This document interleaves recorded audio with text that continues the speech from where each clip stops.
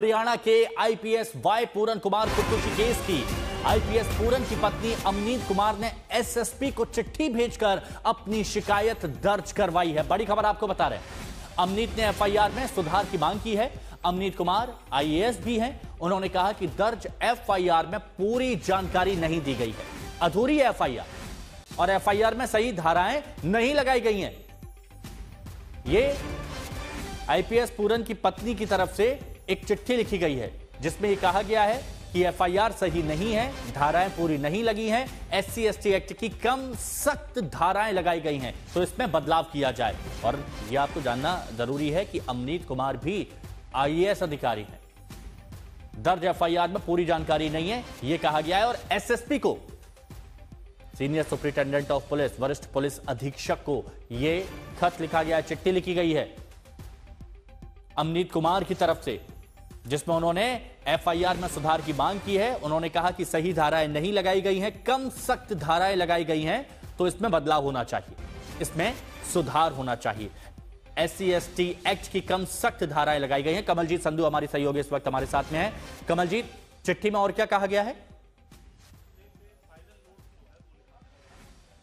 देखिए, बहुत सारी चीज़ें कही गई हैं, लेकिन आज एक फ्रेश कंप्लेंट डाला गया है। आपको ये भी बता दें, उसमें बोला गया है कि जो सेक्शंस ऑफ एससी एसटी है उसको डाइल्यूट करने की कोशिश की गई है।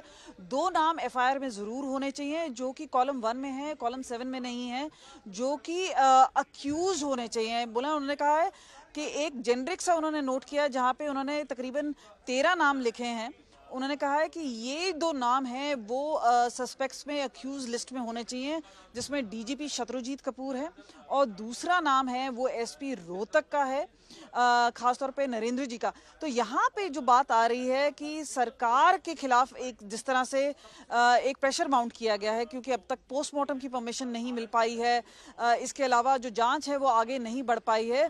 ऐसा भी बताया जाता है कि एसएसपी चंडीगढ़ ने सुबह एक बार फिर मुलाकात की थी, तो जाहिर सी बात है वो बताने की कोशिश कर रहे हैं कि वो इन्वेस्टिगेशन फ्री एंड फेयर करेंगे। इसी बीच में हमने देखा है कि एससी एसटी कमीशन है, बाकी लोग हैं।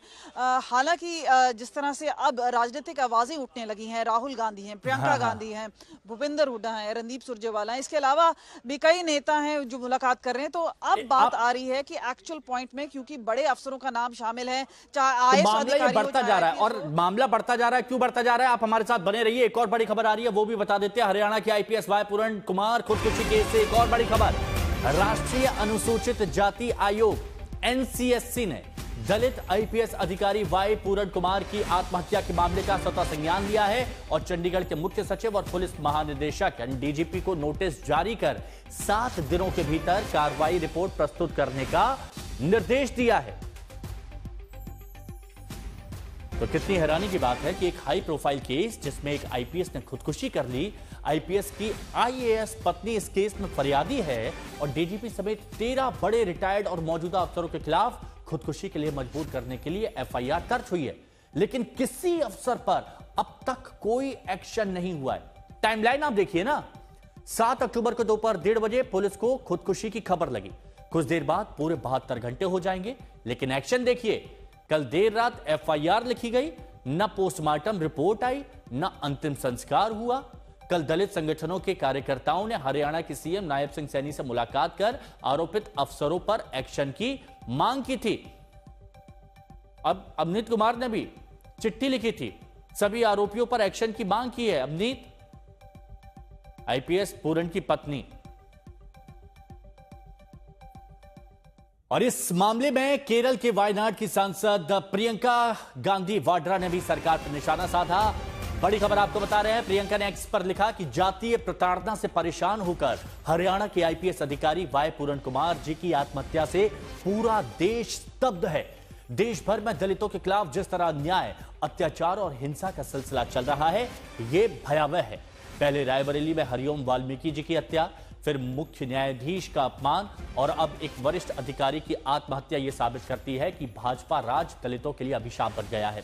चाहे कोई आम नागरिक हो या ऊंचे पद पर हो, अगर वो दलित समाज से है तो अन्याय और अमानवीयता उसका पीछा नहीं छोड़ते। जब ऊंचे ओहदे पर बैठे दलितों का यह हाल है तो सोचिए आम दलित समाज किन हालातों में जी रहा होगा। यह प्रियंका की तरफ से सवाल उठाए गए।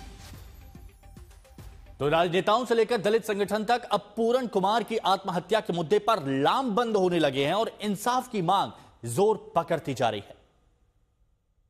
सरकार का फर्ज और दायित्व बनता है कि उसकी निष्पक्ष जांच हो और उच्च स्तर पे जांच हो।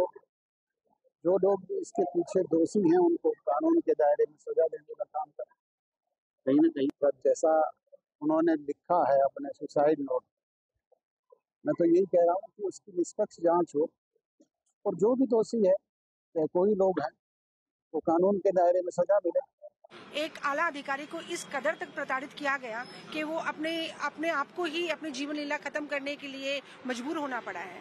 और समाज में जो ये दलित वर्ग पर निरंतर जो अपराध भावना बढ़ रही है उनके प्रति और जो भेदभाव जातीय हो रहा है, उनकी हम घोर निंदा करते हैं। और चाहे कितने भी बड़े अधिकारी हो, चाहे जो मर्जी हो जाए, हम ये चाहते हैं कि बड़े से बड़े चाहे कुछ भी हो जाए, लेकिन जो न्याय है वो मिलना चाहिए। ये हमारी मांग है। बड़ी स्पष्ट मांगे थी। सबसे पहले एफआईआर दर्ज की जाए एज पर दी सुसाइड नोट और मैडम ने जो लिख के दिया उसके अनुसार। और दूसरा ये है कि जो अधिकारियों के नाम लिखे उनको तुरंत उनको बर्खास्त किया जाए। और तीसरी प्राइवेट और परिवार की जो है ना सुरक्षा की जाए। और इसकी हाई कोर्ट के जुडिशियल जज से जो है ना इसकी जांच की जाए। सीएम साहब ने आश्वासन दिया, कार्रवाई नहीं की। हम आश्वासन नहीं चाहते, हम कार्रवाई चाहते हैं। दलित समाज बड़ा आक्रोश में, उन्होंने कहा हमसे वेट करें। हमने टाइम दिया कुछ घंटों का, नहीं होगी तो हम हमारा ऐसा रहेगा। नोट में उनके नाम सभी को अरेस्ट किया जाए। कमलजीत संधू हमारी सहयोगी हमारे साथ में बनी हुई है। कमलजीत, इन बयानों को देखकर लगता है कि राजनीति कम नहीं हो रही है इस मुद्दे पर, हर कोई इस मुद्दे को भुनाने की कोशिश कर रहा है। बिल्कुल, जिस तरह से मल्टीपल रिप्रेजेंटेशंस हैं वो अब मुख्यमंत्री के द्वार पहुंची हैं। खासतौर पे जो दलित समाज से है गुस्सा फूट पड़ा है। आज भी हम कई लोगों से बात कर रहे थे, उन्होंने कहा था कि हम रीग्रुप करेंगे और एक बड़ा विरोध प्रदर्शन करेंगे। इसी बीच में हम देख रहे हैं किस तरह से राजनीतिक पार्टीज हैं अब वो सामने आ रही हैं, चाहे राहुल गांधी हो, प्रियंका गांधी हो। यहाँ तक ये बात भी आ रही है कि हो सकता है कि कई नेता अब कल यानी शनिवार को यहाँ पर पहुंचे।